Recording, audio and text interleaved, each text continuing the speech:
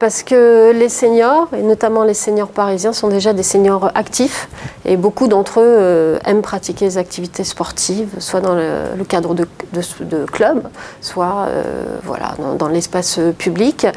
Et avec l'arrivée des Jeux Olympiques et Paralympiques 2024, on s'est posé la question de comment aller au contact d'un public qui ne se sent pas concerné ou à l'aise avec la pratique d'une activité sportive et pas à l'aise non plus avec une activité physique adaptée.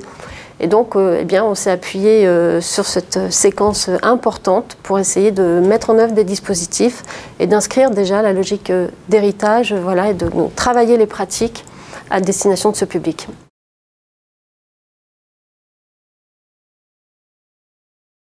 Depuis 2 ans, grâce au fonds de dotation Paris 2024, nos 2 directions, c'est-à-dire la direction de la jeunesse et des sports et la direction des solidarités, ont mis en œuvre un appel à projet à destination de clubs sportifs, d'associations sportives, pour proposer des offres de découverte, de sensibilisation, d'activités sportives à destination des seniors, avec un des critères, que ce soit des activités en plein air.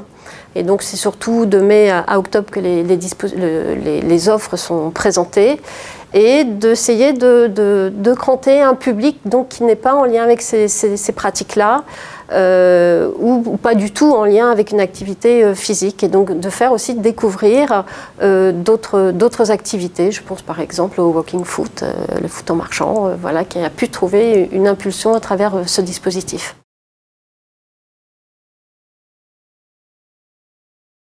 Il y a déjà un maillage qui existe, mais qui n'est peut-être pas connu par ce public-là. Et donc là, on fera aussi de l'intermédiation, une meilleure connaissance de... Là, vous avez des clubs seniors qui sont gérés par le Centre d'action sociale de la ville de Paris, présents sur tous les territoires. Vous avez des activités qui vous sont proposées. Là, il y a des associations, vous savez, ils peuvent vous faire du tennis de table ou du yoga. Et bien, vous pourrez continuer en 2025-2026. Et vous allez voir, c'est pas si dur que ça.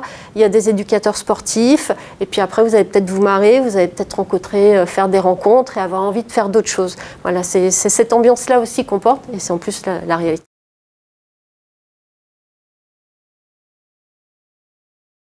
Déjà, redonner sur l'espace public la possibilité de faire du sport, y compris pour le public senior, et y compris dans des terrains d'éducation sportive, où peut-être que c'est plus les jeunes qui s'y retrouvent. Or là, ça permet aussi d'organiser des créneaux sportifs pour ce public âgé, et qui en plus aime bien être plutôt au contact avec les jeunes. Donc en plus, il peut y avoir un cadre de copratique sportive de dimension intergénérationnelle. L'enjeu, c'est que ce soit sur tous les territoires, mais notamment aussi sur les quartiers politiques de la ville. Et donc il y a un travail assez fin aussi d'aller vers ce public pour leur faire connaître ce dispositif, leur donner envie de l'essayer dans le cadre du projet qui est mis en œuvre à l'occasion des Jeux. Donc là, on est à la 3e année de mise en œuvre. Et surtout leur donner envie de continuer après. C'est là où on arrive sur la partie héritage.